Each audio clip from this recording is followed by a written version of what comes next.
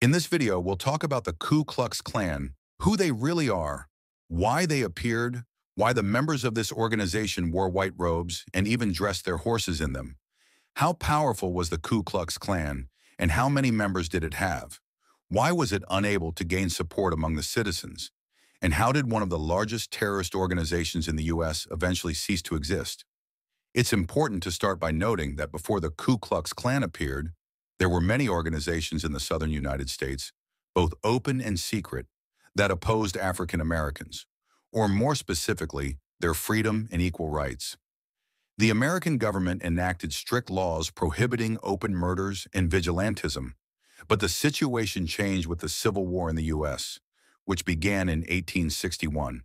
It took hundreds of thousands of lives on both sides, and the Confederates suffered defeat. Following this, the country entered a period known as the Reconstruction. Reconstruction was a turbulent time in U.S. history that lasted from 1865 to 1877. In the new legislative assemblies of the southern states, restrictive black codes were passed to control the labor and behavior of enslaved and other African Americans. For the first time in U.S. history, African Americans were given the right to vote, and their position in a society was gradually being equated with other people, expanding their opportunities and removing restrictions. This caused an outcry among Southern slave owners who were losing a significant portion of their income from slave labor. Supporters of radical methods of resistance began to unite to oppose the new citizens of the U.S. This alliance was not only against African Americans, but also against the American government, which was imposing its vision of life on the Southerners. The Ku Klux Klan emerged in late December 1865, shortly after the South ceased its resistance. Judge from Tennessee, Thomas Jones, along with several veterans of the Civil War, formed a secret organization. In the summer of 1867, local branches of the Ku Klux Klan gathered for an organizational congress and created what they called the Invisible Empire of the South. Former Confederate General Nathan Bedford Forrest was chosen as the first leader, or Grand Wizard, of the Klan. He led the hierarchy of Grand Dragons, Grand Titans, and Grand Cyclopses. Why these strange names? I'll explain that later, but first let's talk about Nathan Bedford Forrest. During the Civil War, he was a plantation owner, slave owner, and a powerful general. He was one of the most controversial and notorious figures of the war, and after the Confederacy's defeat, he became a prominent leader of the Ku Klux Klan. Forrest's early support for the Klan came as a response to what he saw as the need for a defense against the advancement of civil rights for African Americans. Under his leadership, the Ku Klux Klan became more organized and violent. It was during this time that the group began to gain national attention, largely for its horrific acts of terror, including lynchings, arson, and other violent tactics aimed at intimidating and suppressing African Americans, as well as white Republicans who supported civil rights. The Klan's use of intimidation, terror, and violence spread across the South, but it wasn't long before it became clear that its violence was pushing the limits of what was acceptable even for many white Southerners. The first incarnation of the Ku Klux Klan essentially began to unravel in the early 1870s, as the federal government cracked down on the organization through the Enforcement Acts of 1870 and 1871, which made it illegal to use violence or threats to interfere with elections or the rights of citizens. Forrest, in response to increasing pressure, formally disbanded the Klan in 1869. However, it wasn't the end of the story for the Klan. In the 1920s, the Klan made a dramatic resurgence. This time, it wasn't just a regional movement based in the South, it became a nationwide phenomenon with millions of members. Unlike its earlier version, the 1920s Klan wasn't solely focused on racial issues.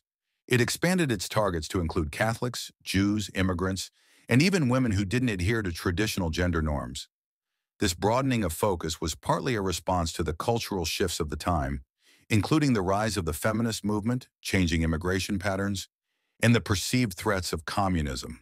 The 1920s Klan used sophisticated public relations techniques, including mass rallies and propaganda, to attract members.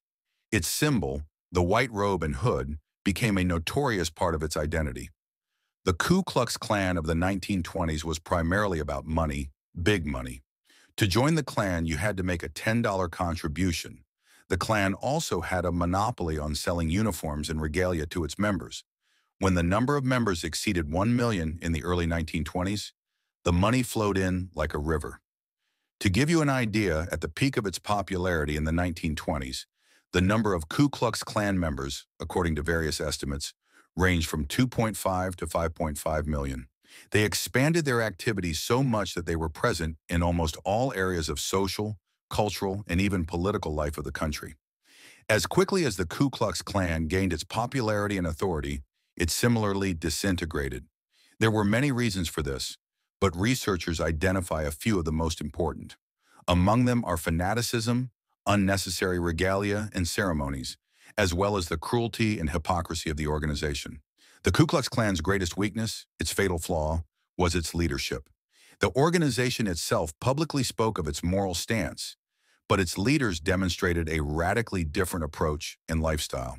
For example, two publicists in the Ku Klux Klan's biggest supporters, Edward Clark and Mary Elizabeth Tyler, were arrested for sexual misconduct while intoxicated, and later, during a search of their homes, illegal alcohol was found.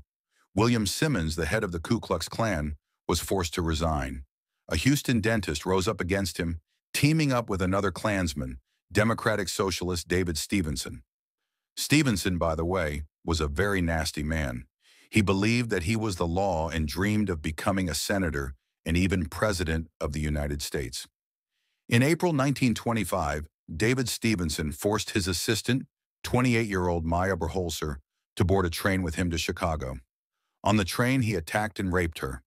The woman tried to commit suicide, but a few weeks later she died from infection from the wounds Stevenson had inflicted on her.